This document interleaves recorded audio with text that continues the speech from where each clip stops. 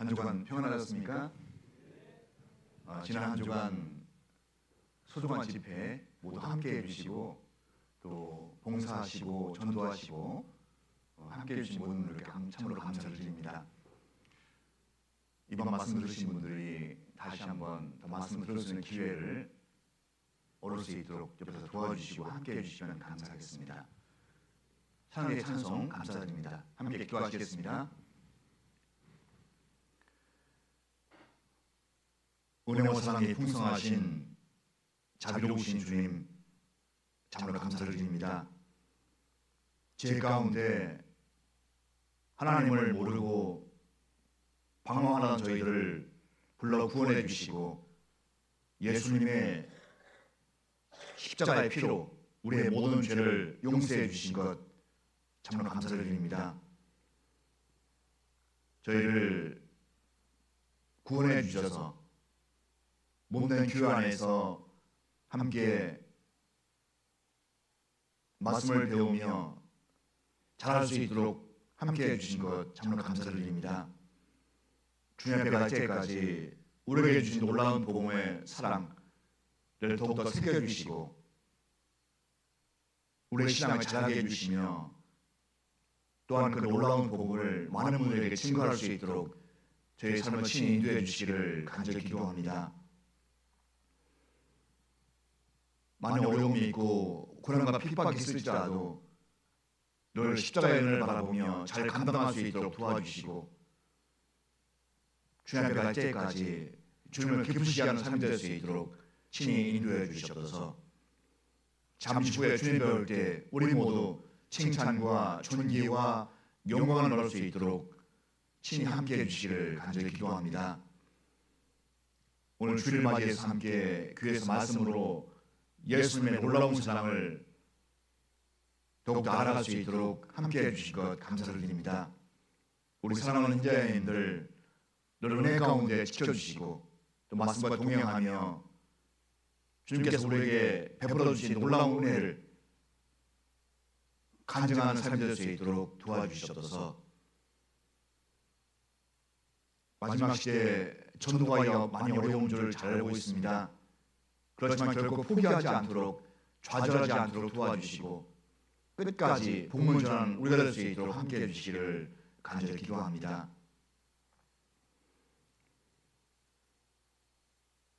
현재 해외에서 복음을 수고하시는 교회를 위해서 간절히 기도합니다. 많은 어려움과 핍박과 고난이 있을지라도 늘 주님께서 도와주시고 함께해 주시옵소서. 날마다 구원하는 숫자가 늘어날 수 있도록 도와주셔서 거림을 잘 감당할 수 있도록 함께해 주시기를 간절히 기도합니다. 지금 현재 송황동에서는 중고등부 DBJ 집회가 진행되고 있습니다. 우리 사랑하는 형제자매들 이번 기회를 통해서 구원의 확신을 얻는 소중한 시간이 될 수 있도록 도와주시옵소서. 이 자리에 함께하지 못한 우리 성도님들 계십니다. 어떠한 어려운 형편에 있을지라도 늘 주님께서 지켜주시고 도와주시고 함께해 주시옵소서. 이제 학교 생애가 얼마 남지 않았습니다. 지금보다 잘 준비해서 또 많은 분들 인도할 수 있도록 도와주시옵소서. 오늘 말씀의 모든 것 주님께만 부탁을 드립니다. 저 성령님께서 친히 인도해 주시고 함께해 주시옵소서. 우리를 사랑하시는 예수님의 이름으로 기도드렸습니다. 아멘.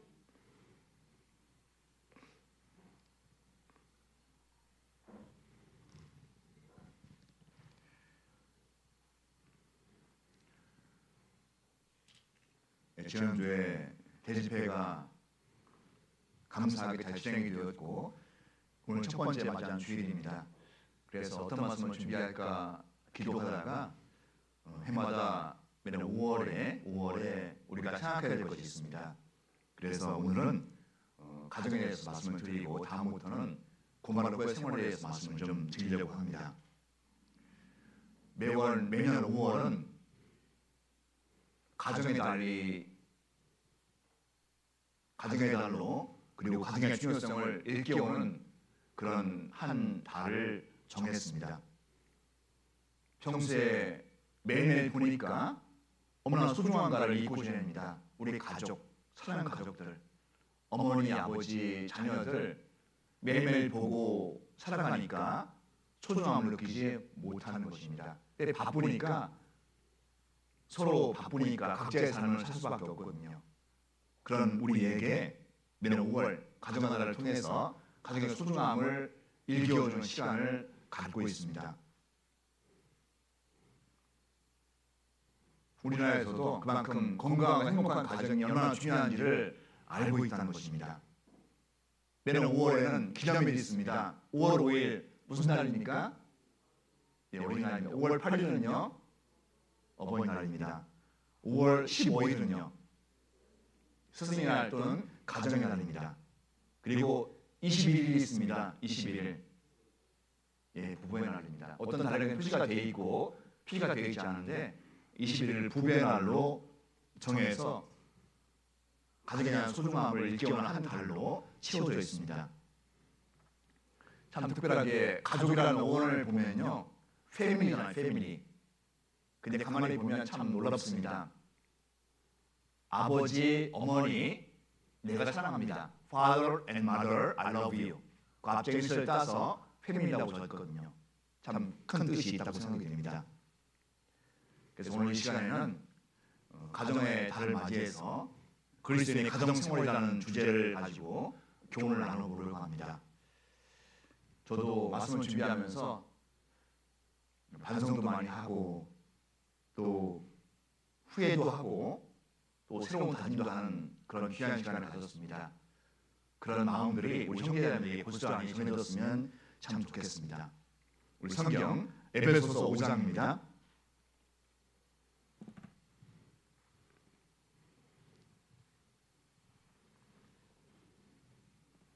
에베소서 5장 25절 28절입니다. 에베소서 5장 25절 28절 이 에베소서는 자꾸 찾을 거니까요 가름끈으로 표시해 놓으면 좋겠습니다. 에베소서 5장 25절 또 28절입니다. 이 말씀 두 구절은 형제님들만 같이 읽겠습니다. 25절 28절입니다. 남편들아 아내 사랑하기를 그리스도께서 교회를 사랑하시고 위하여 자신을 주신 같이 하라. 이와 같이 남편들도 자기 아내 사랑하기를 제 몸같이 할지니 자기 아내를 사랑하는 자는 자기를 사랑하는 것이라. 그 앞에 22절로 24절입니다. 에베소서 5장 22절로 24절입니다. 이 말씀은 자매님들만 같이 읽겠습니다. 아내들이여 자기 남편에게 복종하기를 주께 하듯 하라. 이는 남편이 아내의 머리됨이 그리스도께서 교회의 머리됨과 같음이니 그가 친히 몸의 구주시니라. 그러나 교회가 그리스도에게 하듯 아내들도 남편의 남편에게 복종하지니라. 그 다음 6장 에베소서 6장 1절로 4절입니다. 1절로 4절 3절까지 1절로 3절까지는 같이 읽겠습니다. 자녀들아 너희 부모를 주 안에서 순종하라. 이것이 옳으니라. 네 아버지와 어머니를 존경하라. 이것이 약속이 있는 첫 계명이니 이는 내가 잘되고 땅에서 장수하리라. 6장 4절 말씀은 형제님들만 같이 읽겠습니다. 또 아비들아 너희 자녀를 느끼게 하지 말고 오직 주의 귀함과 훈계로 양육하라. 창조주 하나님께서는 우리에게 소중한 가정을 허락해 주셨고 이 가정 가운데에서 행복을 느끼며 더더 주님의 상을 알아가라고 가정을 세우셨습니다. 그런데 시간이 흐를수록 특별히 우리 시대의 가정은 너무나 다릅니다. 성경에 기록된 가정과 너무나 다르게 진행이 됩니다. 오늘 이 시간을 통해서 가정의 소중함 다시 한번 생각해보고 혹시 못했다면 오늘부로는 잘 할 수 있는 우리가 되었으면 좋겠습니다. 그리스도의 신앙생활은 가정생활과 연계되어 있습니다. 분리된 것이 아닙니다. 따라서 그리스도의 신앙생활은 가정에서부터 시작이 됩니다. 성령도 가정생활이 너무나 중요하기 때문에 부모의 역할, 그리고 자녀의 역할, 부부간의 역할을 확실히 명확하게 기록을 하셨습니다. 가정은 작은 교회라고 말씀합니다. 작은 교회. 마태복음 18장 20절에 보면 두세 사람이 내 이름으로 모인 곳에는 나도 그들 중에 있느니라는 말씀이 있습니다. 두세 사람. 내 이름으로 모인 곳입니다. 내 이름으로. 구원 받은 분들을 얘기합니다. 구원받지 않은 분들도 그 말씀을 적용하는데 구원받지 않으면 그 말씀은 제외가 되거든요. 두세 사람이 내 이름으로 모인 곳에는 나도 그들 중에 있느니라. 두세 사람이 누굽니까? 바로 가정이잖아요. 가정에서 시작됩니다. 가정과 교회, 교회의 가정은 너무나 밀접한 관계가 있습니다. 그래서 그 서로 간의 관계가 좋아져야 됩니다. 잘 연결이 되어야만 됩니다. 그래야지만 올바르게 신앙생활을 할 수가 있습니다. 어떤 분들은 교회에서 신앙생활 잘합니다. 칭찬받습니다. 그런데 가정에서 어떻습니까? 가정에서 그렇게 되어야 되는데 정반대 결과를 간혹 보고 당황하는 경우가 있잖아요. 저분은 가정생활 참 잘할 거야. 교회에서 신앙생활 잘했기 때문에 그렇습니다. 그런데 자매님에게 또 형님에게 물어보면 정반대의 대답을 들을 수가 있습니다. 잘못 살아가고 있다는 것입니다.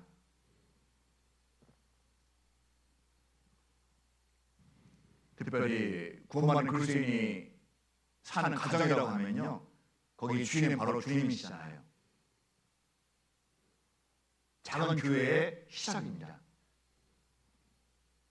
그리고 그 가정은 예수님 모래가 되십니다. 아무리 형제자매가 의견이 나누어지더라도 다투더라도 말씀 가운데 복종해야지 아름다운 가정으로 이어질 것입니다. 그리고 주님께서 다수여야지만 올바른 가정이라고 할 수 있습니다. 가정을 가만히 보면 부모와 자녀 사이에 살아갑니다. 부모와 부부와 자녀입니다. 가정이잖아요. 그 가정이 바로 어떤 관계냐면요, 사랑의 관계로 이루어져 있습니다. 사랑의 관계. 서로 모르고 살아온 남녀가 만나잖아요. 평생을 함께합니다. 그것이 가정의 시작이잖아요. 물론 생각도 틀리고 또 생활 방식도 틀립니다. 그렇지만 사랑 하나로 맞추져 가잖아요. 간혹 가다가 그런 분들을 만나게 되는데요, 부부가 닮았다고 얘기 듣습니다. 닮았다고. 혹시 그런 얘기 들어보시는가요? 우리 가정은 어떻습니까? 닮아갑니까? 부부가? 간혹 가다가 형제자매 모임 가운데서 참 부부가 닮았다고 얘기 들으면요, 듣는 우리도 참으로 마음이 기쁘잖아요. 흡족합니다. 사랑으로 닮아가는 것입니다. 혹시 저 부분은 안 닮았어, 그런 얘기 듣는다면요, 회개해야 됩니다. 돌이켜야 되거든요. 서로 사랑하고 집의 뜻 가운데 생활하게 되면 닮아가게 되거든요. 닮아갑니다. 그 부부는 사랑으로 시작되어 있고 가족은 사랑으로 함께 연결이 됩니다. 끝까지입니다. 시작부터 끝까지 사랑으로 연결이 됩니다. 그래서 먼저는 오늘 세 가지 말씀드릴 것입니다. 먼저는 자녀의 부모에 대한 태도입니다. 자녀가 부모를 어떻게 섬겨야 될지. 두 번째는 부부 사이에 그런 관계입니다. 부부 사이. 세 번째는 부모의 자녀에 대한 태도입니다. 이 세 가지 나눠서 함께 생각해 보도록 하겠습니다. 에베소서 6장 1절로 3절입니다. 에베소서 6장 1절로 3절.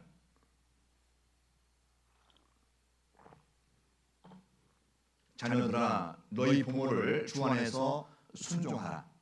이것이 옳으니라. 네 아버지와 어머니를 공경하라. 이것이 약속이 있는 첫 계명이니 이는 내가 잘 되고 땅에서 장수하리라. 하나님은 사도 바울을 통해서 자녀가 부모에게 어떻게 해야 할 것을 밝히 말씀하십니다. 성경은 정답입니다. 우리가 살아가야 할 기준의 시작입니다. 성경대로 하면 내 삶이 행복하고 풍요롭습니다. 정반대로 성경대로 하지 않으면 내 삶이 행복하지 않습니다. 구원받기 전의 삶 행복하지 않았잖아요. 물론 행복을 여러 가지로 생각을 합니다. 맛있는 거 먹는 거, 재미있게 지내는 거, 내가 좋아하는 거 하는 거, 그것이 행복이라고 사람들 생각을 하고 살아왔습니다. 우리도 그랬습니다. 그런데 구원받을 때 행복의 기준이 바뀌게 됩니다. 내가 좋아하는 것에서 주님께서 좋아하는 것으로 바뀌게 됩니다. 이게 구원받는 분들의 특징이자 진보라고 할 수 있습니다.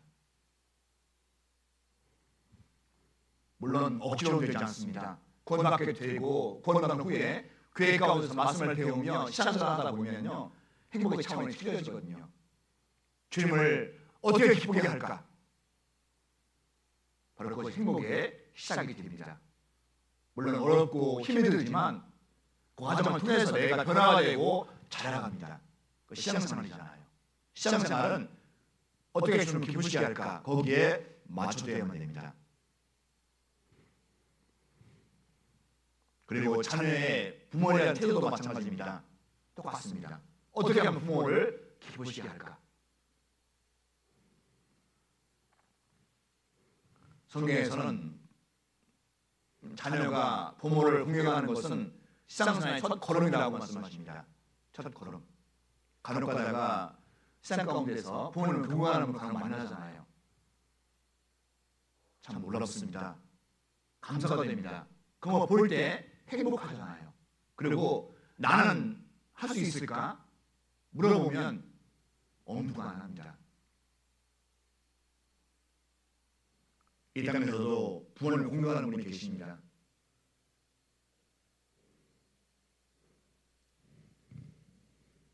그리고 성경에서도 10계명을 가만히 보면 첫 번째부터 네 번째 계명은 사람이 하나님께 행할 계명이잖아요. 다섯 번째부터 열 번째 계명은 삶 사이에 행하는 계명입니다. 그 첫 번째, 다섯 번째 계명이 내 부모를 공경하랍니다. 첫 번째 계명이거든요. 부모를 공경하느냐 하지 않느냐 그 인생의 큰 숙제입니다. 그런데 그리스도인들은 당연히 부모를 공경하는 쪽으로 해야 마땅합니다. 분명한 사실은 부모를 공경하지 않는 사람은 하나님을 공경하지 않습니다.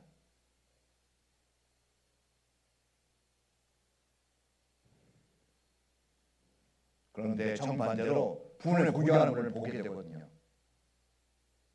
혹시 그걸 고마웠다면 감사한 일인데 고마워하지 않았다면 더욱더 복음을 전해주고 싶은 것입니다. 그리고 성경에서는 부모님을 공경하지 않은 죄 가장 큰 죄라고 말씀하십니다. 이 땅에 많은 죄가 있잖아요. 우리 구원받는 그리스도인들은 죄에서 민감한 분들입니다. 민감. 전에는 내가 좋아서 즐겼습니다. 죄 지으려고 계획을 했습니다. 쾌감을 느꼈고 만족을 하며 살아왔습니다. 그런데 구원받을 때 어떻습니까? 네 죄가 얼마나 큰지 그때 알게 됩니다. 내 작은 죄 때문에, 호리만한 죄 때문에 예수님께서 십자가에 못 박히셨습니다. 그 죄가 없다면 예수님께서 그렇게 하실 일이 없으시죠. 예수님 죄가 없는 분이잖아요. 나의 작은 죄, 나의 호리만한 죄 때문에 예수님께서 십자가에 못 박히셨습니다. 그것을 얼마나 깨달은 분들은 작은 죄라도 심상히 여기지 않습니다. 작은 죄라도 안 지으려고 힘쓰거든요. 이것이 바로 그리스도인들의 신분이라고 할 수 있습니다. 과연 나도 그렇게 되느냐 자문해 볼 필요가 있거든요. 나는 작은 죄에 민감하느냐 아니면 큰 죄와 민감하느냐, 그게 신앙생활의 차이입니다. 구원은 똑같이 받지만 신앙생활은 틀리거든요. 그리고 그 신앙생활이 상급과 연결이 됩니다. 그리스도의 심판 앞에 섰을 때 상급으로 우리에게 주십니다. 어떤 데 너무 성성할 때가 있어요. 구원하는 것도 감사한데 또 상급을 주시잖아요. 상급은 틀립니다. 털려야 마땅합니다. 어떤 분은 고만한 후부터 주 앞에 갈 때까지 묵묵히 자기 자신을 쳐서 주께 복종시키는 삶을 사는 분이 계십니다. 쉬운 일일까요? 아닐 겁니다. 정반대로 구원받아도 대충 사는 분이 있습니다. 대충.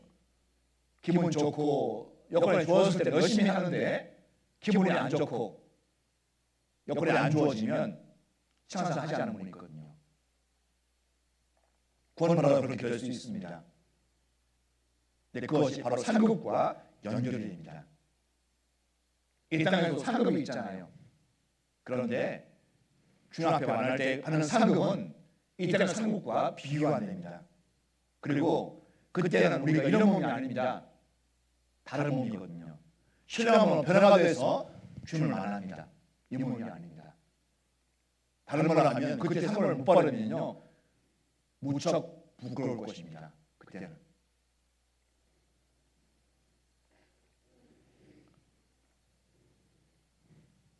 하나님은 소중한 가족을 허락해 주셨습니다. 부모님과 부부와 자녀 간에 행복하게 사랑을 나누며 살아가는 것이 가정이잖아요. 그런데 첫 번째 계명이 바로 다섯 번째 계명입니다. 내 부모를 공경하라. 지금도 똑같이 힘이 있습니다. 지금도. 왜 여섯 가지 계명 중에서 부모를 공경하라가 첫 번째 계명으로 올라왔을까요? 너무나 중요하니까 그렇습니다. 그것이 안 되면 다른 것도 어려우니까. 그것이 시작입니다. 부모 경험을 못하는데 다른 거 잘할 수 있겠습니까? 어쩌면 그것이 거짓말일 수 있습니다. 부모를 공경하지 않은 죄는 도덕적인 노동죄 가운데 가장 큰 죄라고 할 수 있습니다. 근데 우리는 어릴 때부터 그렇게 배워왔는데 지금 우리 시대는 어떻습니까? 정반대로 가고 있잖아요.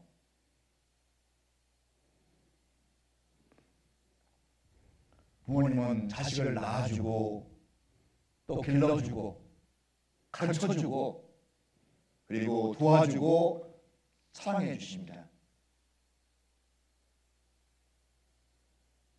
바라는 것이 없거든요.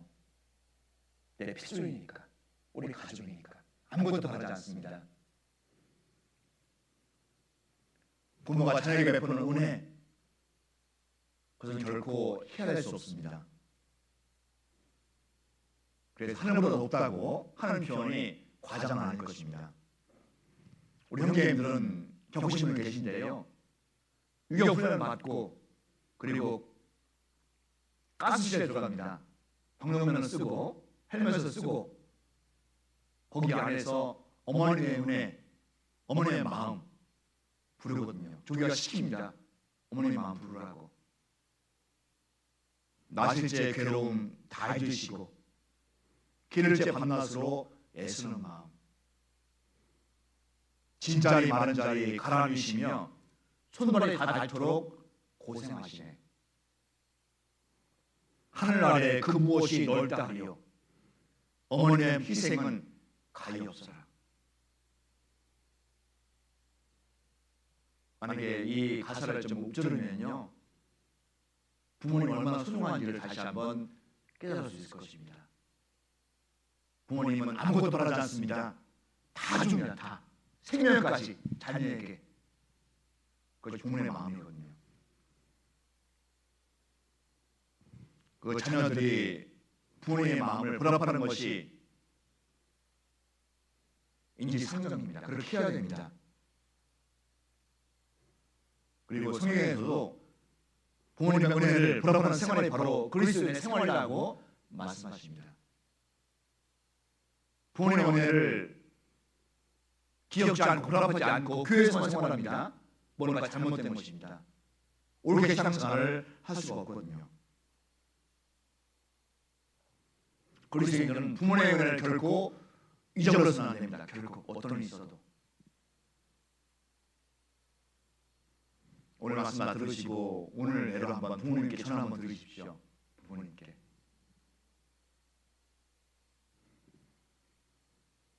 그리고 성경은 부모에게 불효하는 죄는 형벌이 가장 큽니다.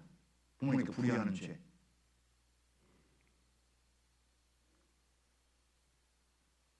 출애굽기 21장 12절에 보면 사람을 초죽인 자는 반드시 죽일 것이라 말씀하십니다. 그리고 17절에 보면 그 아비나 어미를 저주하는 자는 반드시 죽일지니라. 그만큼 부모의 권위가 크다는 것입니다.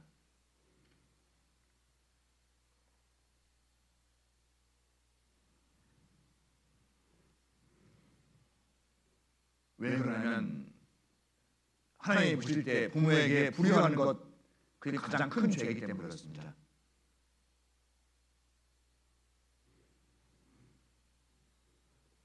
낳아주시고 길러주시고 끝까지 책임지십니다. 부모님은 바라지 않습니다. 그 원인이 무엇입니까? 바로 사랑입니다. 사랑. 그 사랑을 결코 잊지 말아야 됩니다. 그리고 성경에 보면 잠언, 이거 찾아보겠습니다. 이거 책갈 펴놓으시고요. 잠언 30장 17절입니다. 잠언 30장 17절.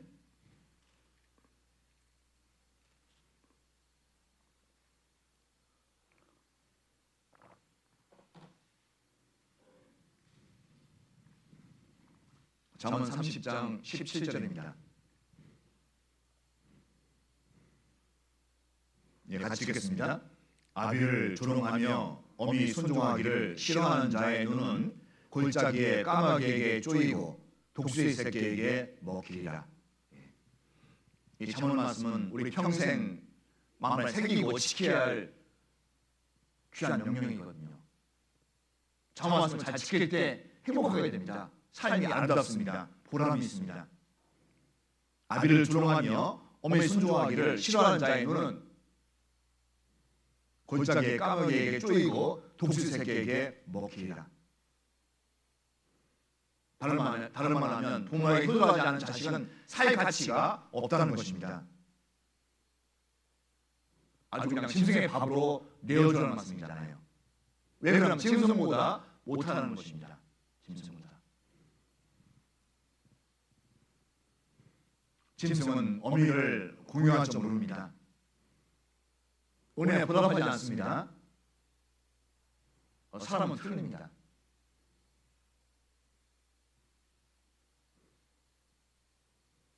부모에게 보답하라고 하시거든요. 왜 그러냐면 부모 공경은 사람만이 할 수가 있습니다. 영을 가진 사람만이 할 수 있습니다. 그리고 부모에게 효도하는 것은 신앙생활과 연결되어 있습니다. 부모에게 효도는 잘하는데 신앙생활은 잘못한다? 아마 그런 일이 드물 것입니다. 연결되어 있거든요. 정반대가 있는 경우 있습니다. 신앙생활은 잘 나가면서도 부모에 대한 효도는 등한히 할 수 있거든요. 우리도 한번 돌아봐야 됩니다.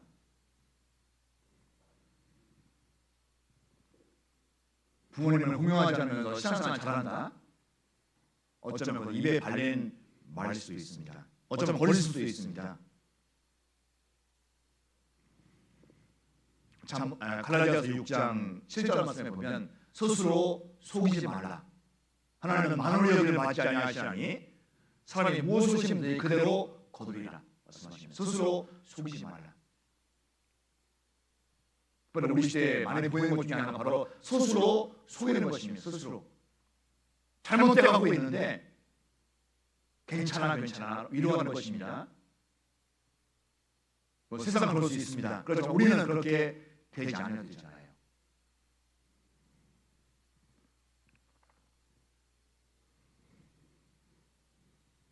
사람이 사람에게 지을 수 있는 가장 큰 죄가 바로 불효라는 것 잊지 말아야 됩니다. 불효. 물론 쉽지 않습니다. 효도하는 일이.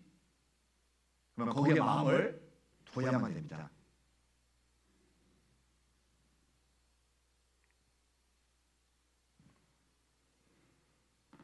우리 말 가운데 그런 말이 있잖아요. 부모가 돌아가시면 산에 묻지만 자식이 죽으면 어디에 묻는다고 합니까? 가슴에 묻는다고 합니다. 부모가 돌아가시면 산에 묻지만 자식이 죽으면 가슴을 묻는다고 합니다. 그 말 그대로 옛부터 우리들은 자식에 대한 사랑, 부모님의 모든 사랑은 자식에게 다 쏟으시거든요. 그런데 지금 우리 시대는 자꾸 변질되어 가고 있습니다. 잘못 가고 있거든요. 우리 거기에서 돌이켜야 됩니다. 그리고 이 땅에서 부모님께 잘 해드려야 됩니다. 육신적으로도. 그렇지만 더 중요한 것이 있습니다.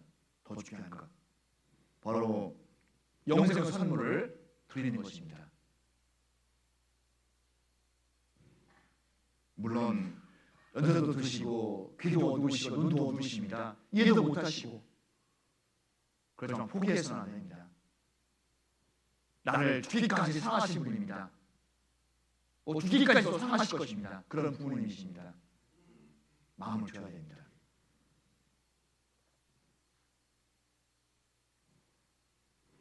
자녀들아, 너희 부모를 주 안에서 순종하라. 이것이 옳으니라. 에베소서 6장 1절 말씀입니다. 우리 마음판에 새겼으면 좋겠습니다. 두 번째는 부부 사이에 대한 태도입니다. 부부 사이. 가장 소중한 사람이잖아요. 가장. 부부가 이 땅에서 가장 소중한 사람입니다. 많은 사람 가운데 우리 시대는 80억이 넘는데요. 단 둘이 만나잖아요. 단 둘. 물론 일부 다처제. 지금 그런 거가 있지만 그것은 잘못된 것입니다. 한 사람 한 사람이 만나서 사랑으로 연결이 됩니다. 가정을 이루고 사랑으로서 함께 인생을 살아갑니다. 우리 비숍이라는 분이 작곡한 곡이 하나가 있는데요. 즐거운 나의 집. 청년 때 많이 부르는 기억이 나는데요. 즐거운 곳에서는 나를 오라 하여도 내 쉴 곳은 작은 집 내 집뿐이리. 이 가사처럼 가정은 행복의 보금자리입니다. 그리고 지친 몸을 쉬는 장안으로 안식처잖아요. 안식처. 그런 가정의 주인이 바로 남편과 아내, 바로 부부입니다. 주인이. 성경에서는 하나님과 사람은 예수님과 그 신부인 교회를 상징한다고 말씀하십니다. 성경 호세아 2장 보겠습니다. 호세아 2장. 다니엘서 다음에 호세아 2장입니다. 호세아 2장 19절 20절.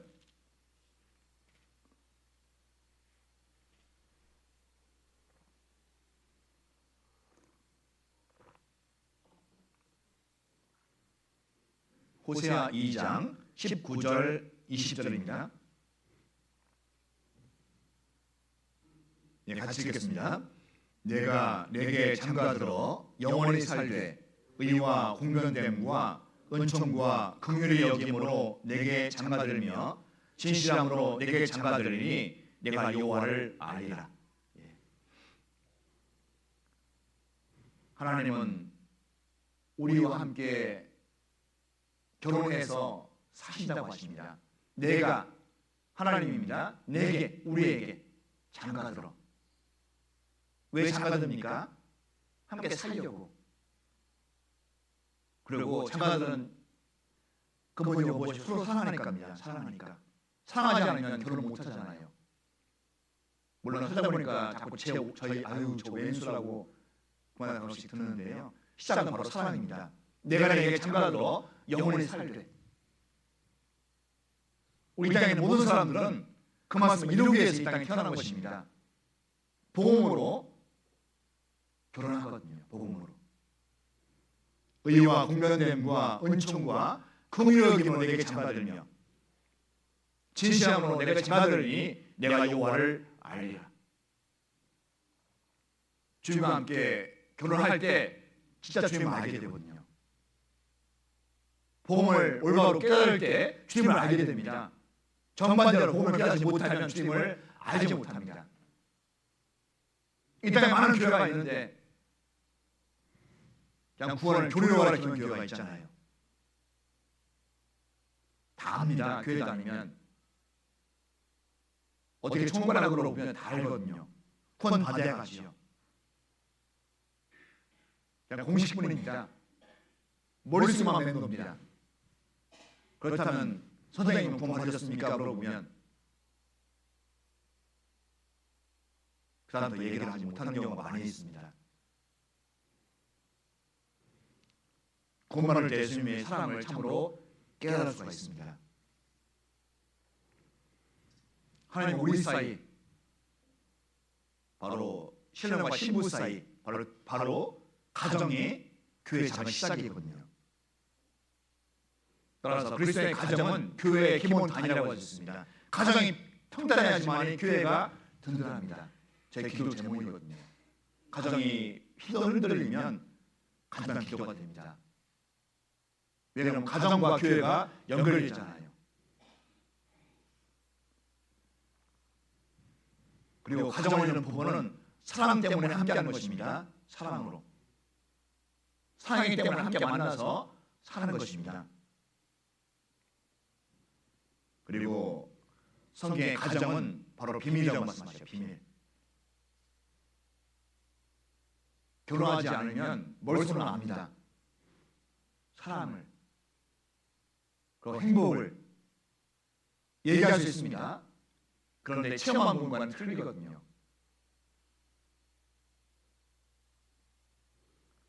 우리 시대에 사주 가운데 하나가 무엇이냐면 결혼하지 않습니다. 많은 분들이.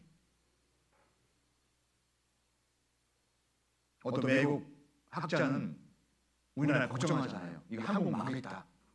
망했다. 사람이 있어야지만 나라가 유지가 되잖아요. 결혼하지 않습니다. 가만히 생각해보면 결혼하지 않으면요, 부부간의 사랑, 가정의 그런 고마움, 고귀함 깨닫지 못합니다. 서로 겪어봐야 되거든요.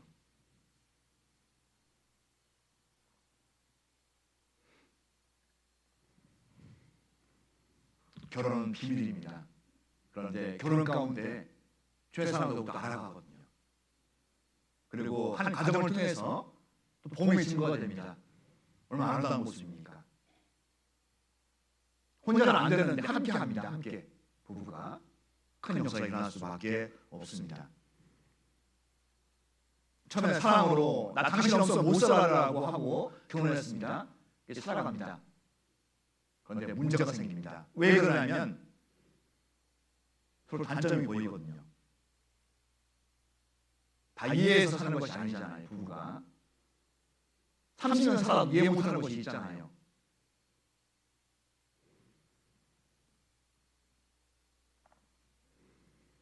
이제 문제가 시작됩니다.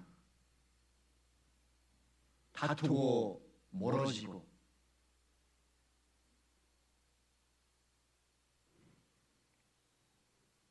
가만히 보면 문제의 원인이 있어. 문제의 원인 무엇이라고 생각하십니까? 문제의 원인을 성격이 틀려서요. 요새 그런 분도 많이 있잖아요. 살다 보니까 성격이 틀려가지고 이혼을 합니다. 우리 시대 이혼이라는 말이 생소하다는 아니잖아요.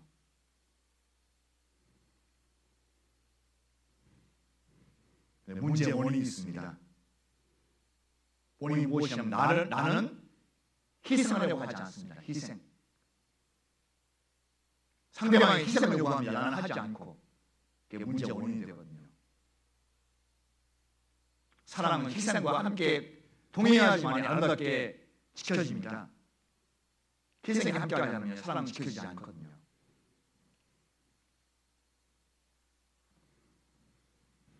문제의 시작은 상대방에게 희생을 요구합니다. 나는 희생을 하지 않습니다. 그것이 문제의 시작이거든요. 내가 먼저 희생한다면 사랑으로서 희생하는 것입니다. 그 문제를 이길 수가 있거든요. 주님께서 먼저 우리를 위해서 희생하셨습니다. 주님께서. 성경 요한 1서 3장 보겠습니다. 요한 1서 3장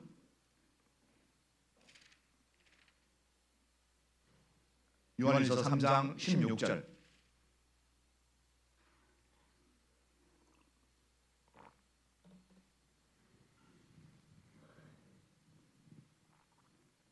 요한일서 3장 16절입니다. 네, 같이 읽겠습니다. 그가 우리를 위하여 목숨을 버리셨으니 우리가 이로써 사랑을 알고 우리도 형제를 위하여 목숨을 버리는 것이 마땅하니라. 사랑의 사도 요한일서는 사랑에 대해서 이렇게 있거든요. 그가 우리를 위하여 목숨을 버리셨으니, 그가 바로 예수님이십니다. 창조주 하나님이신 예수님께서 우리를 위해서 목숨을 버리셨습니다. 그가 먼저 우리를 사랑하셨습니다. 그 사랑을 깨달은 분들은 또 주님을 위해서 목숨을 버릴 각오가 된 분들입니다. 깨달은 분들은, 권만하는 분들에게 해당됩니다. 초대 때부터 기독교 역사를 가만히 읽다 보면요, 놀라운 장면을 목격합니다. 그때는 우리 시대 같이 이렇게 자유롭지 않았잖아요.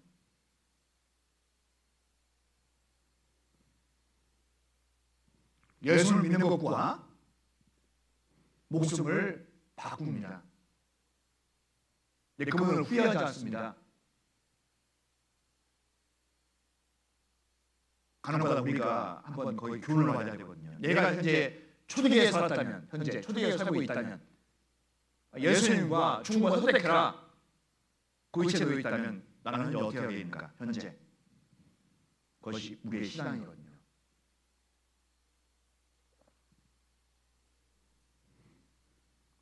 우리 시대는 너무나 자유롭잖아요. 그리고 시간에 가서 더욱더 희생하려고 하지 않습니다. 물론 우리 욕심은 원하지 않지요. 그냥 편하게 아무 일 없듯이 그거 원하지만 그리스도인들은 고난이 있습니다. 고난이.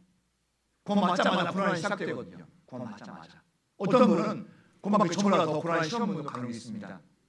그런데 주님의 사랑으로, 은혜로 고난을 겪습니다. 내 삶이 변화가 되고 신앙이 자라가고 겪을 후에는 주님의 큰 은혜로 갚아주시거든요. 그걸 체험하는 것이 바로 신앙생활입니다.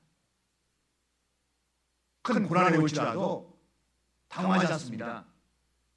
두려워하지 않습니다. 왜냐하면 주님께서 함께 하시니까. 그것을 체험하기 때문에 어려워하지 않거든요.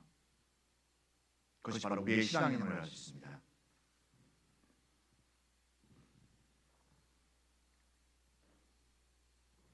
부부간의 사랑, 결혼 때부터 끝까지 함께 해야 되거든요. 먼저는 아내에 대한 남편의 태도입니다. 아내에 대한 남편의 태도. 오늘 본 말씀입니다. 에베소서 5장 25절입니다. 에베소서 5장 25절. 남편들아, 아내 사랑하기를 그리스도께서 교회를 사랑하시고 위하여 하시는 주심같이 하라. 주님께서는 교회를 위해서 목숨을 버리셨습니다. 남편을 그렇게 하라는 것입니다. 아내에게. 물론 저도 이 말씀 준비하면서 너무나 부족했고 미안했고 참 힘들었겠구나 후회를 했습니다. 준비하면서 다시 결심을 했거든요.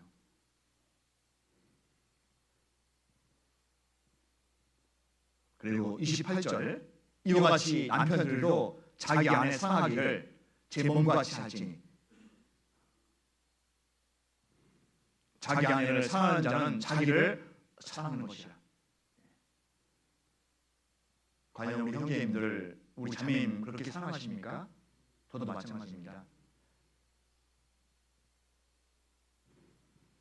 평생 함께 한다고 오셨습니다. 함께 하자고 평생. 그런데 조금 살다 보니까 마음이 안 든다고 소리 지르고 미워하고 그렇게 될 때 다시 돌이켜야 되거든요. 성경 베드로전서 3장입니다. 베드로전서 3장 7절입니다.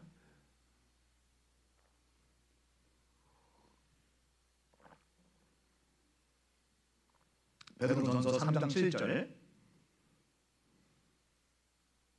우리 형제님들만 한번 같이 읽겠습니다.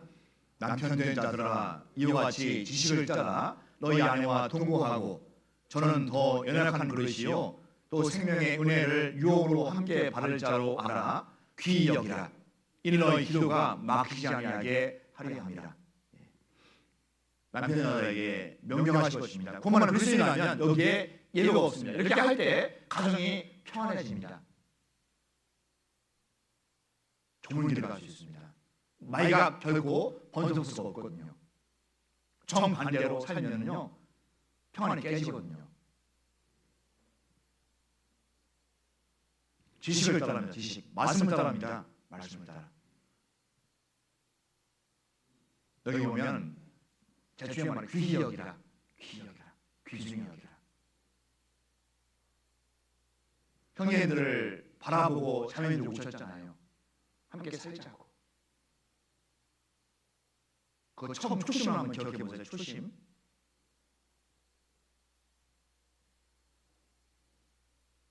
그 마음 자주 기억해야 됩니다. 자주. 마귀는 그것을 모르거든요. 가정을 깨려고 합니다. 가정을. 내 신앙을 깨고 가정을 깨기 위해서 마귀가 존재하잖아요. 거기 속으면 안 됩니다. 우리 형님, 자매님 여기 귀히 여기라. 귀히 여기라.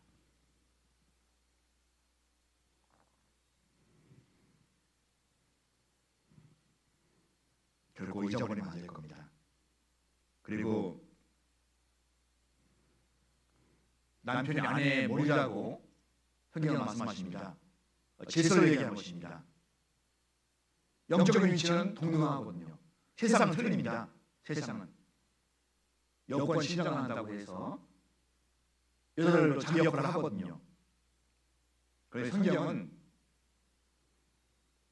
질서가 있습니다. 질서. 질서를 지킬 때 평안하게 됩니다. 물론 남편이 아내의 머리가 되지만 그건 질서뿐이고 영적인 위치는 동등하다는 것입니다. 그리고 국가에도 의무가 있는데 마찬가지로 남편의 의무가 있습니다. 먼저는 땀 흘려 가족을 부양할 의무가 있습니다. 남편은 땀 흘려서 가족을 부양할 의무가 있습니다. 물론 요새 자매님도 같이 시장에 다니시는데요. 형제가 한 몫입니다. 그것이 충실해야 되거든요. 그리고 가족을 잘 이끌 의무가 있습니다. 그렇게 하기 위해서 먼저 믿음의 본을 보이는 것입니다. 저도 말씀드리면서 참 날씨 뜨거운 적이 있는데요. 믿음의 본을 보인다. 형제가 해야 할 일이거든요. 그리고 아내에 대한 사랑입니다.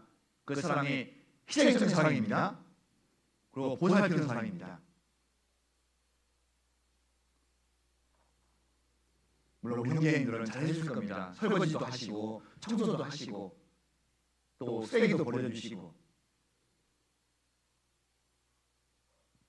간혹마다 그런 얘기 들었잖아요. 주일 아침에 자매님들은 할 일이 많이 있잖아요. 아이들 챙기랴, 또 설거지하랴, 청소하랴, 화장하랴.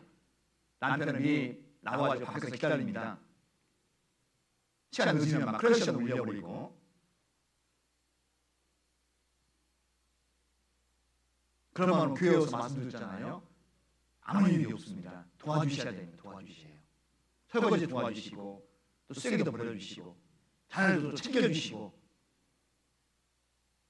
좋은 마음으로 와서 말씀 들을 때 그 말씀이 내 것이 되거든요. 그것이 바로 희생적인 사랑입니다. 희생. 사랑은 희생과 연결이 되어야 됩니다. 그것이 아니면 이기적인 사랑이 될 수밖에 없거든요.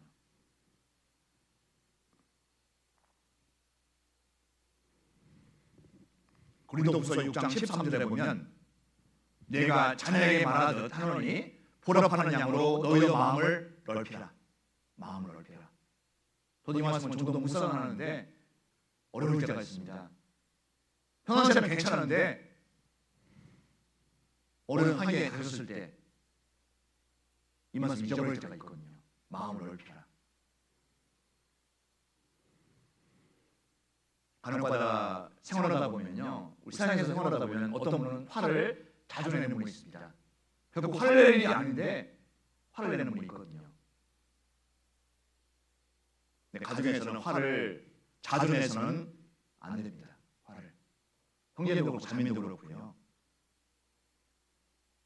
화내기 시작할 때 마귀가 일을 시작합니다. 그때부터 가만히 있지 않거든요.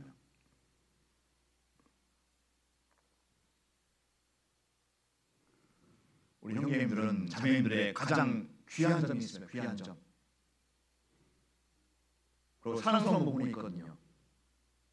그리고 장점이 있습니다. 그들을 마음속에 기억하십시오.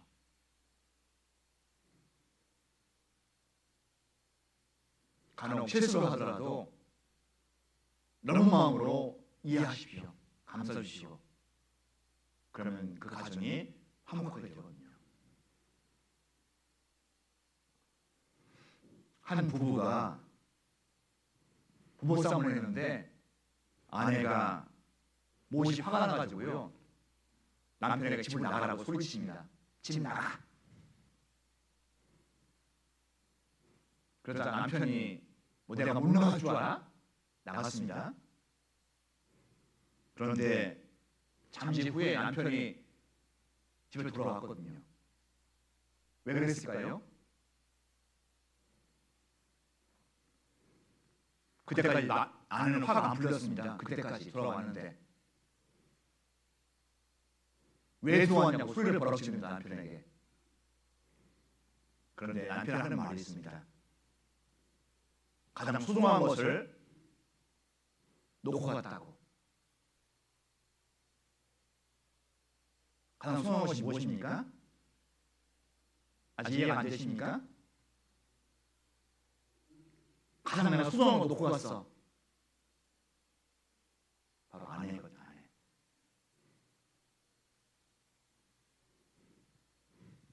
부인이 묻습니다. 그게 뭔데? 남편이 바로 당신이야. 그때 부인이 피식 웃습니다. 그만큼 소중하거든요. 그리고 아내의 의사를 존중해줘야 됩니다. 의사. 그리고 아내를 위해서 봉사하는 시간을 가져야 됩니다. 존중해주면 봉사하거든요. 저도 잘은 못하지만 결혼하기 전부터 그런 생각을 가지고 살았습니다. 우리 아이들 인격을 무시하는 거 많이 보거든요. 나는 그러지 말아야겠다. 그런 생각을 많이 했습니다. 네가 뭘 한다고 그래? 간혹 그런 얘기 듣잖아요. 조그마한 것이 뭘 한다고 그래? 아이들 인격 무시하는 거잖아요. 인격을 아이들 의견도 한번 들어주고 생각도 한번 읽어주고 잘된 것이면 칭찬도 해주고 잘못된 것이면 교정도 해줍니다. 그것이 어른의 역할이잖아요. 마찬가지로 아내의 의사를 존중해야 됩니다. 동역자이기 때문에 그렇습니다.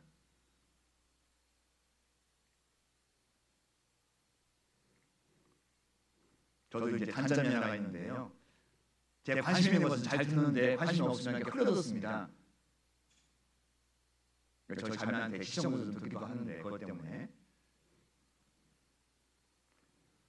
다 중요한 말인데 그래요. 그리고 오래 참아야 됩니다. 오래 참. 우리에게 있는 것이 훈련이 되어야 됩니다. 오래 참습니다.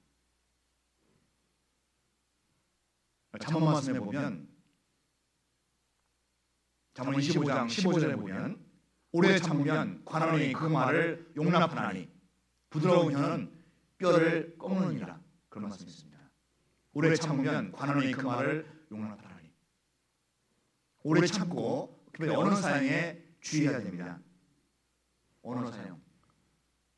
편하게 그냥 좋게 말하는데 함부로 말하고 기분 나쁘면 욕도 한다면 잘못된 것이거든요. 그래서 욕과 입을 해야 됩니다. 그 수행이 아니면.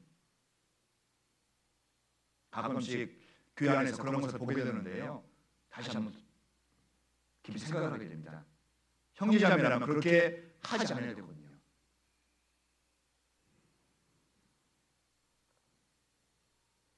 온유하고 부드러운 말, 상대방을 인정해 주는 것입니다.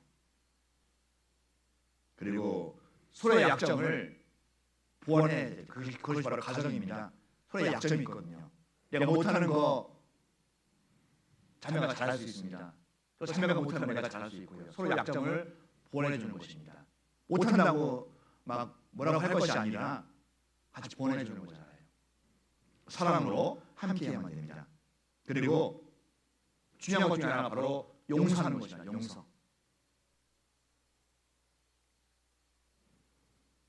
우리가 구원받기 전에 용서 못할 일이 있었습니다. 그래서 구원받고 나서 말씀 배우다 보니까 이것이 잘못됐구나 알거든요. 왜 그렇습니까? 우리는 제일 큰 용서를 받았습니다. 제일 큰 용서.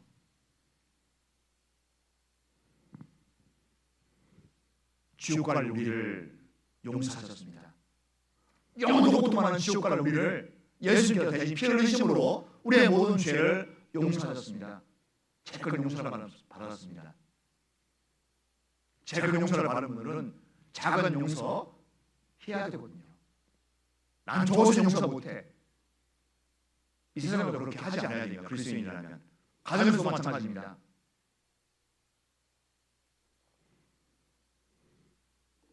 잠언 19장 11절 말씀을 보면 노하기를 더디하는 것이 사람의 슬기요 허물을 용서하는 것이 자기의 영광이라. 용서할 때 내 마음도 기쁘거든요. 평안합니다. 용서할 때.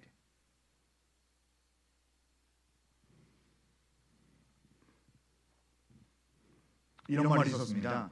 결혼을 하면 첫 3주간은 서로 관찰한답니다. 관찰. 첫 3주간. 그리고 3개월간은 서로 사랑한답니다.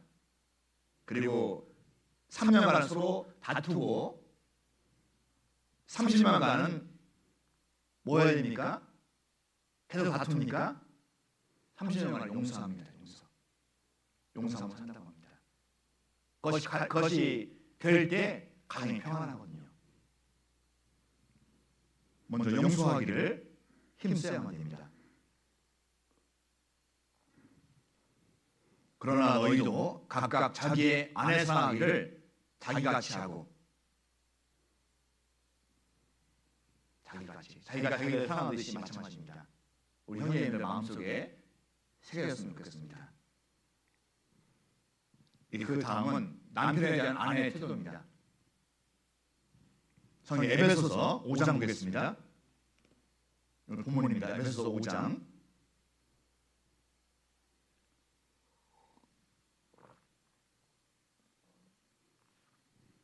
22절로 24절에는 아내가 남편에게 할 일들이 조목조목 기록되었습니다. 물론 남편이 잘한다면 순응하겠지만 남편이 잘 못하면 어렵잖아요. 근데 못해도 하라고 하십니다.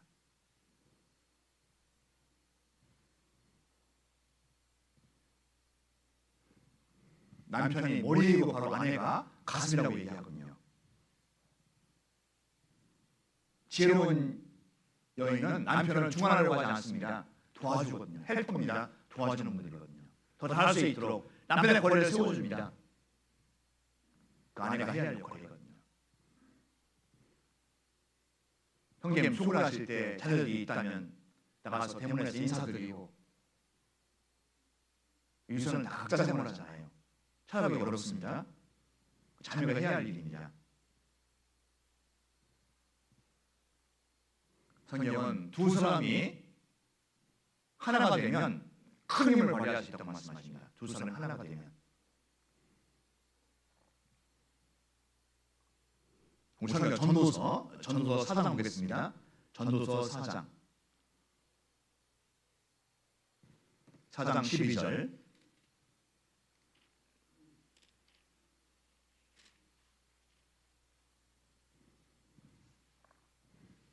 전도서 4장 12절 결혼식 주일 때마다 등장하는 말씀인데요.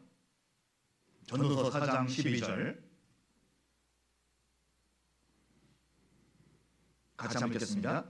한 사람이면 피하겠거니와 두 사람이면 능히 당하나니 삼겹줄은 쉽게 끊어지지 아니하느니라. 한 사람이 있고 두 사람이 있습니다. 또 세 사람이 있거든요. 삼겹줄이 누굽니까? 바로 주님께서 함께 하십니다. 구원받고 형제들과 함께 살아갑니다. 주님께서 함께 하시면요, 그 힘은 보통 힘이 아닙니다. 당치 못하거든요. 큰 힘을 발휘할 수가 있습니다. 그리고 남편을 위해서 기도하는 그 아내의 모습 참으로 아름답습니다. 성경에 보면 어머니가 자식을 위해서 기도하는 거 큰 힘이 있다고 말씀하시거든요. 그렇지만 우리 자매님들 형제를 위해서 얼마큼 기도하십니까? 얼마큼? 큰 힘이 있습니다.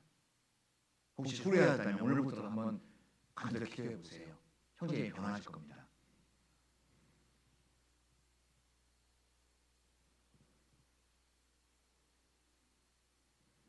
그리고 또 세상 말로는 그 아내라는 말은 이렇게 해석을 하게 되면 아내 해라고 얘기하면 아내 해, 집안의 해입니다. 밝은 태양같이. 세상에서 형제님들은 시달리고 상사한테 안 좋은 소리도 듣고 또 어려움을 겪고 들어오잖아요. 그때 집에 들어올 때 그때 안아주시고 밝게 맞아주신다면요, 가장 행복한 가정이거든요. 아내의 힘입니다. 따뜻하고 부드러운 아내가 될 수 있도록 힘쓰는 것입니다. 옷차림도 마찬가지예요. 옷차림도 그렇습니다. 매일 보는 남편 앞에서 그냥 함부로 옷 입는 것이 아니라 단정하게 필요할 때는 그런 것이 필요하다는 것입니다. 그리고 삶의 우선순위를 하나님 다음에 남편에게 두는 것입니다. 삶의 우선순위를 하나님이 첫 번째입니다. 그건 변경되지 않습니다. 그 다음에 남편입니다.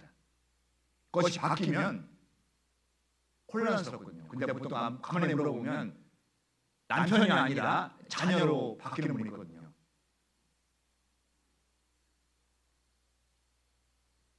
어떤 교회 어떤 분은 우스갯소리로 그냥 순위를 매기잖아요. 1번, 2번, 3번, 4번 가정에서 중간자가 바로 남편이 되어야만 됩니다. 아내가 남편을 존중하고 따르면요, 남편이 변하거든요. 그렇게 해서 안 변한다면 거짓일 겁니다. 그렇게 하지 않기 때문에 안 변할 수 있습니다. 그리고 남편이 아내가 나를 사랑하고 있구나 느껴진다면요, 한 가정도 평안하게 될 수 있거든요. 우리 남편은 해도 안 돼요. 간혹 상담할 때 그런 말하는 자매님 계십니다. 그냥 끝까지 한번 해보세요. 끝까지. 우리 전도도 그렇잖아요. 전도. 한두 번 안 된다고 포기합니까? 아니잖아요. 좀 기다렸다가 또 가고 자꾸 얘기하잖아요. 당장 안 바뀐다고 포기하지 마시고 끝까지 한번 해보십시오. 그럼 주님께서 도와주십니다. 이제 마지막으로 부모의 자녀에 대한 태도입니다. 저도 그 입장에서 한번 말씀 작성했거든요. 부모의 자녀에 대한 입장입니다. 태도입니다. 다시 본문입니다. 에베소서 6장 4절입니다.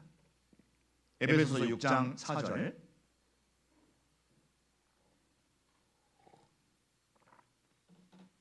또 아비들아, 너희 자녀를 누욕게 하지 말고 오직 주의 귀함과 훈계로 양육하라. 성경에 답이 있습니다. 정답입니다. 이렇게 할 때 행복이 시작됩니다. 평안합니다. 정반대로 정답을 어길 때는 불행이 시작되거든요. 평안하지 못합니다.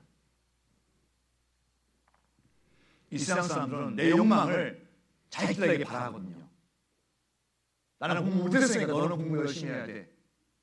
세상 사람은 그렇습니다. 내 욕망을 자신을 통해서 이루려고 하거든요. 글쎄 그렇게 하면 안 됩니다. 그렇게 하면 세상 사람들이거든요. 저는 그런 말 많이 들었잖아요. 나는 공부 못했으니까 또 공부 많이 해야 돼. 그리고 공부 싫어하는 자식들 막 회초리 들고 닥달하거든요. 얼마나 힘들겠습니까?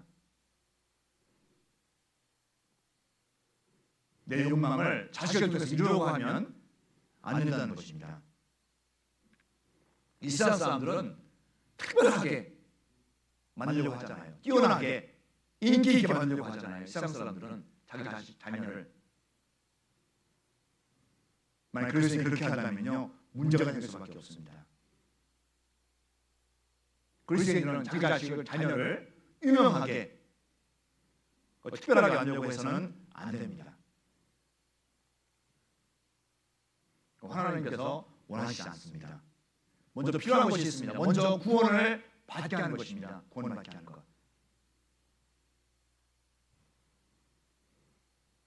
어릴 때부터 말씀 가운데 양육될 수 있도록 구원을 일찍 받으면 더 좋거든요. 구원은 부모의 책임입니다. 아유 우리 아들은 누구 닮은지 모르겠다고 저렇게 말을 안 듣는다고. 누구 닮았겠습니까? 자기 부모 닮지. 먼저는 구원을 받게 해야 돼요. 그렇게 해야지 올바로 클 수가 있습니다. 아무리 구원 못 받으면 올바로 크지 못하거든요. 그리고 그리스도인이 되게 해서 교회 가운데 잘 양육시켜야 됩니다. 이것이 자녀 교육의 시작입니다. 구원받는 것이 시작입니다. 그래서 하나님의 사람으로 살아갈 수 있게 하는 것입니다. 그래서 그 자녀를 하나님께 바치는 것입니다. 부모의 역할이거든요. 그리고 간혹가다 보면 말씀을 좀 안다고 말씀을 내세워서 자녀를 윽박지릅니다. 너 교회 다니는데 그래? 너 부모 왔다고 하니까 그래? 바로 그런 얘기 듣게 되거든요. 저는 그런 얘기 들을 때마다 가슴이 철렁하거든요.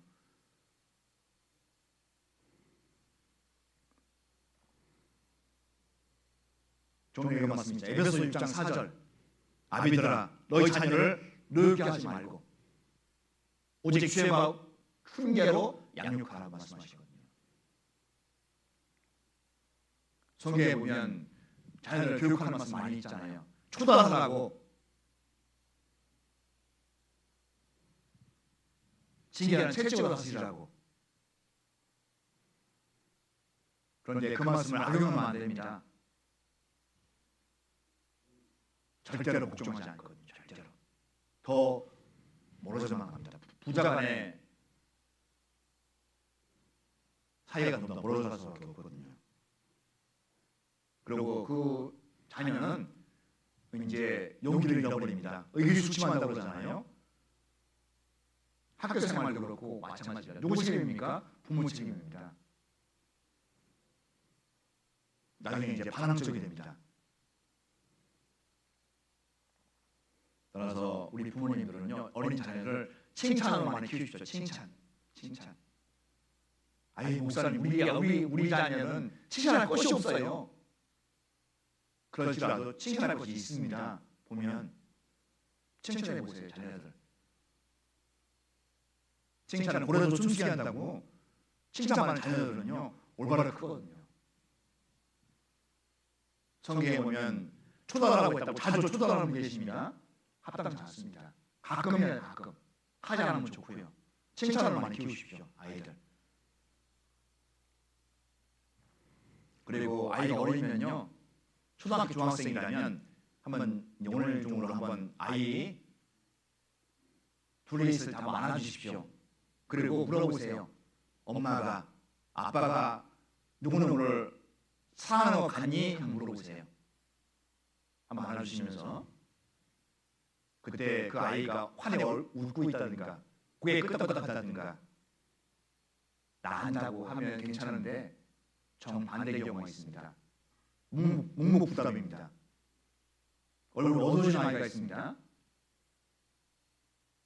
꼭 한번 해보세요. 가정에서 우리 자녀들 안아주면서 엄마가 아빠가 너라고 하지 말고 이름 부르세요. 누구누구를 사랑하는 거 가니? 한번 물어보세요. 꼭. 그리고 훗날 일들을 저한테 한번 얘기해 주시면 감사하겠습니다. 어릴 때는 철저한 인성교육 시켜야 됩니다. 철저하게 어릴 때는 인사, 말씨, 기본 예의, 봉사하는 것 그거 시켜야 되거든요. 그거 안 시키면 제 마음대로 합니다. 하기 싫거든요. 좀 크면 어릴 때부터 교육시키면 되는데 좀 크면 안 됩니다. 이제 아예 좀 크면 할게요. 해보세요. 안 됩니다. 자기 생각 나오거든요. 특히 인사하는 거 가르쳐야 됩니다. 특히 우리 학생, 우리 아이들 인사 잘하잖아요. 하면 감사합니다. 어떤 교회 가면요, 아직 인사하거든요.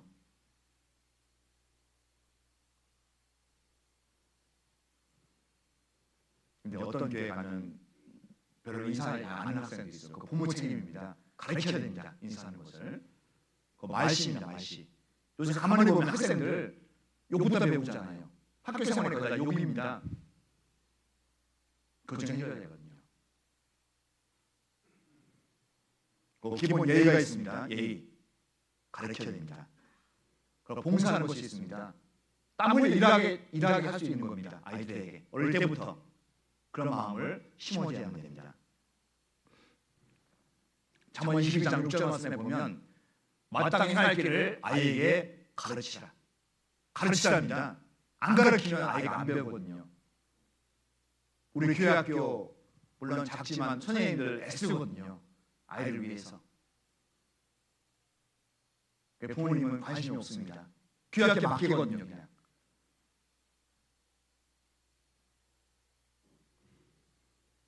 선생님을 위해서 기도해 줘야 됩니다. 그리고 가끔씩 통화도 하면서 우리 아이 어떻게 잘하고 있냐고 물어보기도 하고 도와줄 것이 없냐고 얘기도 하고 그렇게 될 때 아이가 잘 자랄 수가 있거든요. 마땅히 행할 길을 아이에게 가르치라. 그리하면 늙어도 그것을 떠나지 아니하리라. 우리 속담에 3살 버릇 연금까지 간다는 속담이 있잖아요. 그만큼 습관이 중요합니다.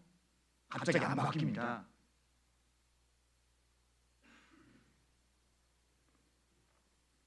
부모의 인성교육 어릴 때부터 시작해야 됩니다. 지금에도 늦지 않습니다. 한번 물어보십시오. 아이에게. 어릴 때부터 가르쳐야지만이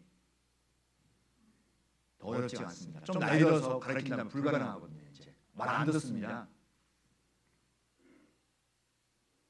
성경에 보면 디모데 외조모 로이스가 있고 어머니 유니게가 있습니다. 한번 찾아보겠습니다. 디모데 후서 1장입니다. 디모데 후서 1장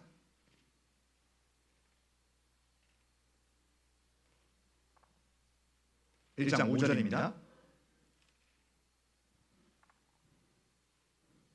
디모데 후서 1장 5절 같이 읽겠습니다. 이는 내 속에 거짓이 없는 믿음을 생각합니다. 이 믿음은 먼저 내 외조모 로이스와 내 어머니 유니게 속에 있더니 내 속에도 있는 줄을 확신하노라. 사도 바울이 디모데에게 욕한 말씀입니다. 여기 보면 내 속에 거짓 없는 믿음을 생각합니다. 디모데가 가지고 있는 믿음입니다. 그 믿음은 그런 어디입니까? 이 믿음은 먼저 내 외조모 로이스와 내 어머니 유니게 속에 있더니 외조모와 어머니가 믿음이 있다면요 가르치거든요.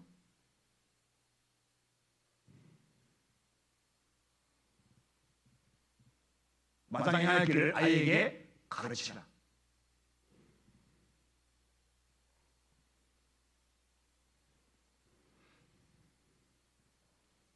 여러분들 구원받게 하고 교회 가운데 함께하는 것입니다.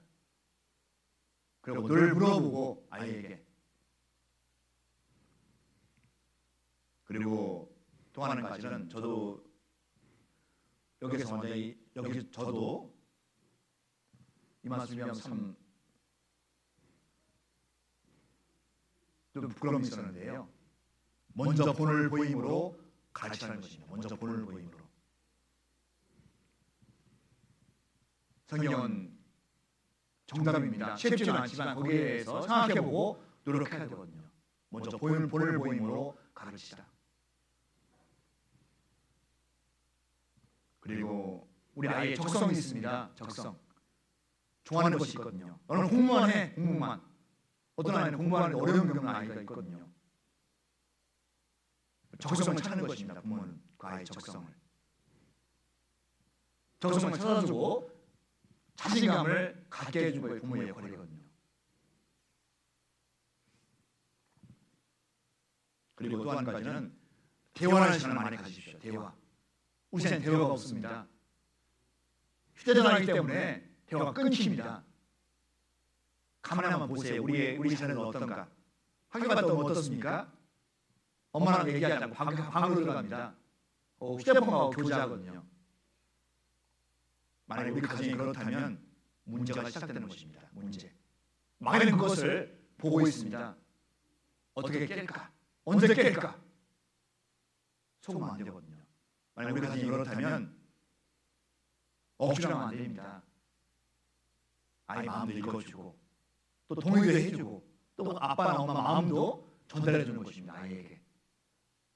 조금씩 그런 거잖아요. 거치하지만 아이가 변화가 되거든요. 아이 우리 아이는 안 돼요 목사님. 그건 잘못 생각하는 것입니다. 그것부터가 벌써 잘못된 것이잖아요. 대화가 필요합니다. 가정에서. 대화하는 시간을 꼭 확보해야 됩니다. 현재 가정에서 가장 문제가 되는 것이 무엇입니까? 대화의 결핍입니다. 대화의 결핍. 각자 생활하거든요. 우리도 바쁘잖아요.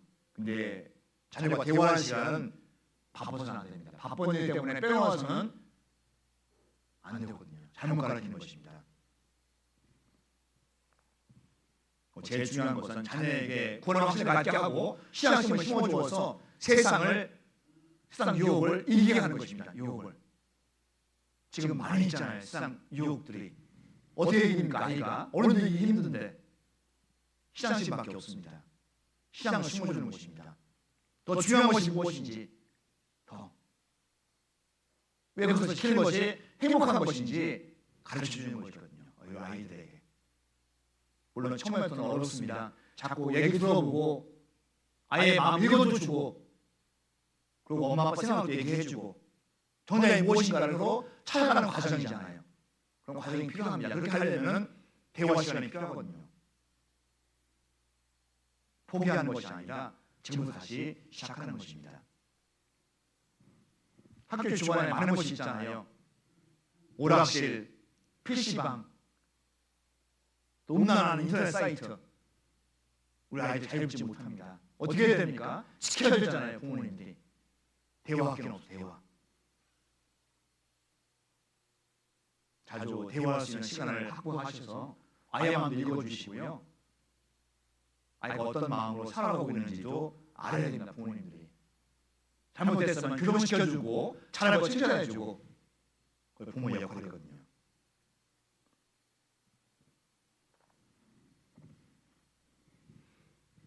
주님께서는 우리를 구원해 주시고 귀한 가정을 허락해 주셨습니다. 이 마지막 때 가정에 대한 소중함을 전원도 잃어버리고 살아가잖아요. 혼자 살아갑니다. 혼자. 전에는 혼밥이라는 말이 없었습니다. 전에는. 요새는 이제 많이 등장하는 혼밥. 무슨 얘기입니까? 혼자 밥 먹는 거예요. 그냥. 물론 표지보다 사정이 있으면 괜찮은데 그것이 보편적으로 되어가고 있거든요. 가정에 대한 소중함, 귀중함 잃어버립니다. 그리스도인 거기에서 뛰어넘어야 되거든요.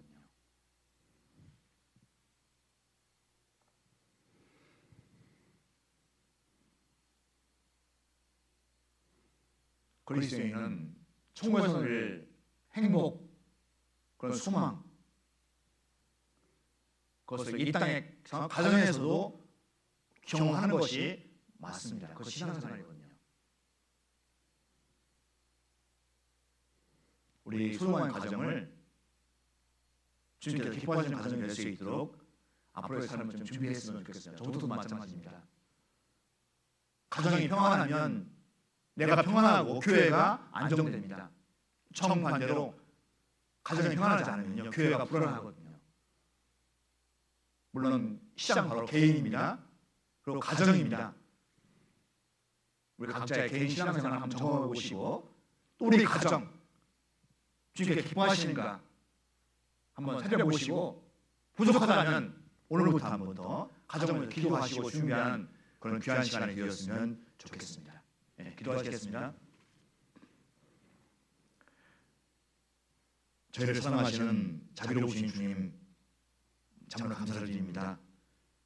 우리를 구원해 주시고 또 소중한 가정을 허락해 주신 주님께 참으로 감사를 드립니다. 많은 어려움이 있지만 속 마음이 맞지 않지만 가정에 대한 소중함을 오늘 다시 한번 생각해 보았습니다. 우리 형제자매들의 귀한 가정, 주님께서 복음으로 늘 붙잡아 주시고 사랑으로 친히 인도해 주셔서 부족한 것이 있다면 서로 잡아주고 도와주고 협력하는 가운데 귀한 가정을 세워주시고 그 귀한 가정을 통해서 교회가 더욱더 든든히 성장하는 교회가 될 수 있도록 도와주시기를 간절히 기도합니다. 우리 사랑하는 형제자매들을 복음으로 지켜주시고 끝까지 신앙을 지킬 수 있도록 함께해 주셔서 십자가를 바라보며 혼란과 핍박을 잘 감당할 수 있도록 지켜주시고 도와주셔서 그리스도의 심판대에 설 우리의 모습을 돌아볼 수 있도록 도와주시고 부족한 것이 있다면 주의 사랑으로 채워주시기를 간절히 기도합니다. 올 한 해도 우리 교회를 통해서 많은 분들이 구원받고 함께할 수 있도록 주님께서 친히 인도해 주시고 도와주셔서 모든 것 주님께만 의지하오며 우리를 사랑하시는 예수님의 이름으로 기도드렸습니다. 아멘.